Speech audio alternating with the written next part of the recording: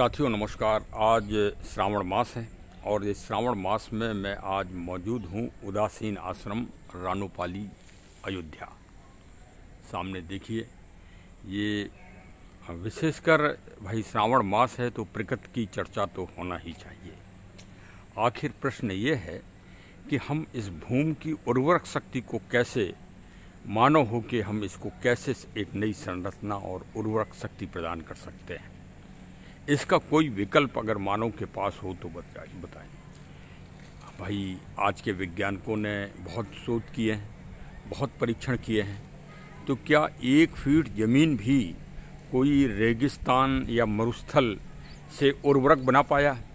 प्रश्न ये है। फिर इसके साथ दूसरा प्रश्न ये है कि दुनिया में 100 मिलियन हेक्टेयर ज़मीन अब 5 साल के अंदर क्यों मरुस्थल और रेगिस्तान बन गई? और कजाकिस्तान और उज़्बेकिस्तान के बीच में अरल सागर, जो बहुत मीठी पानी की झील थी, वो क्यों मरुस्थल के रूप में बदल गई? क्यों वहाँ की ज़मीन एक मृत ज़मीन घोषित कर दी गई? क्या कर रहे हैं हमारे वैज्ञानिक, क्या कर रहे हैं हमारे शोधकर्ता?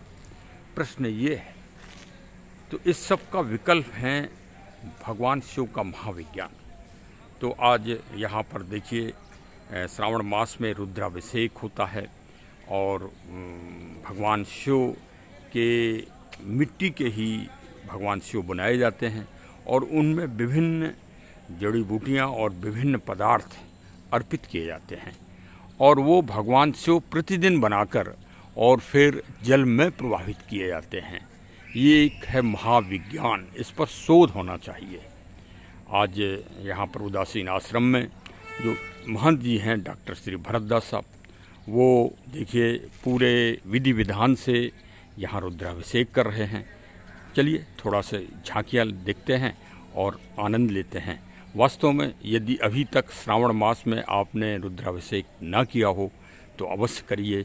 ये एक प्राकृतिक संपदा है, ये पूजा अलग चीज़ है और वैज्ञानिकता अलग चीज़ है। इन दोनों को जब आप अलग करेंगे तब आप वास्तव में सनातन और भगवान शिव तत्व के महत्व को समझ पाएंगे कि भगवान शिव का महातत्व क्या है, महाविज्ञान क्या है और कैसे ये सदियों से जीवन चला रहा है। और आपने मार्कंडेय पुराण जी की तो कथा सुनी ही होगी कि यम को जीतने वाले, मृत्यु को जीतने वाले, मृत्यु से संरक्षण प्रदान करने वाले अगर कोई देव हैं इस दुनिया में तो वो भगवान शिव हैं। चलिए झांकियों का आनंद लेते हैं। डॉक्टर श्री भरतदास साहब और हम सभी आज भगवान शिव की सेवा में यहाँ पर समर्पित होंगे।